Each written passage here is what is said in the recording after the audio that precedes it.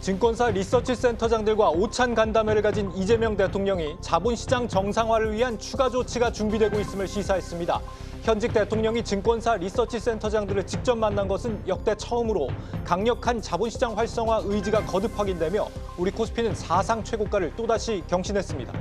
한편 미국의 무리한 대미 투자 요구와 관련해 이 대통령은 내가 여기에 동의하면 탄핵당할 것이라며 합리적인 대안을 요청했다고 밝혔습니다. 여러분 안녕하십니까. 9월 18일 마켓워치 첫 소식 취재기자 연결해 들어봅니다. 양현주 기자, 이 대통령이 리서치 센터장들과 만나 어떤 발언을 내놨습니까? 네, 이재명 대통령은 증권사 리서치센터장 16명과 함께 오찬 간담회를 열고 자본시장 정상화에 대해 논의했습니다.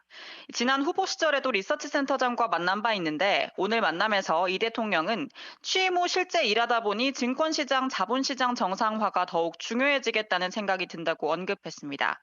그러면서 국장 복귀는 지능순이라는 말이 생기도록 만들겠다고 한층 강화된 의지를 보였습니다. 이날 이 대통령은 불공정 거래, 불투명한 경영 등 비합리적 의사결정과 주가 조작, 불공정 공시를 없애야 한다며 투자자들의 신뢰 회복을 위해 주식시장의 예측 가능성과 안정성을 높이겠다고도 강조했습니다. 이어 상법 개정이 실현되고 있는데 몇 가지 조치만 추가하면 구조적 불합리 개선을 마무리할 수 있을 것 같다고도 덧붙였습니다. 앞서 이 대통령은 투자자들의 신뢰도를 높이기 위해 이사충실 의무를 주주 전체로 확대한 1차 상법 개정안과 집중투표제 의무화 등을 담은 2차 상법 개정안을 통과시켰습니다. 국회에서 자사주 소각 의무화 등 내용을 담은 3차 상법 개정안이 상정돼 있는데 이 역시 9월 중 국회 문턱을 넘을 전망입니다. 또한 이재명 대통령은 우리나라의 돈이 지금까지 부동산 투기에 집중된 측면이 있다며 금융정책에서도 생산적 영역으로 물꼬를 틀 수 있게 바꾸도록 하겠다고 언급했습니다. 이는 은행이 예대마진이 아닌 기업 투자, 신사업 육성으로 자금이 흐르도록 유도해야겠다는 의미로 해석됩니다.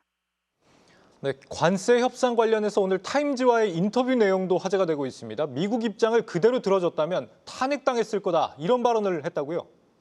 네, 그렇습니다. 이재명 대통령은 타임지와의 인터뷰에 대해 대미 관세 협상 후속 조치와 관련해 그런 합의에 동의했다면 나는 아마 탄핵당했을 것이라며 미국의 과한 요구엔 수용할 수 없다는 입장을 분명히 했습니다. 대신 미국 협상팀에 합리적인 대안을 요청했다고 설명했습니다.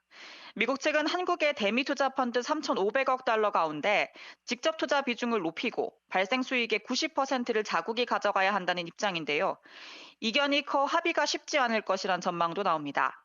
다만 이 대통령은 트럼프 대통령에 대해 겉으로 예측 불가능해 보이지만 성과 지향적이고 현실적인 인물이라며 비합리적 선택은 하지 않을 것이기에 협상 여지가 있다고 본다고 평가했습니다.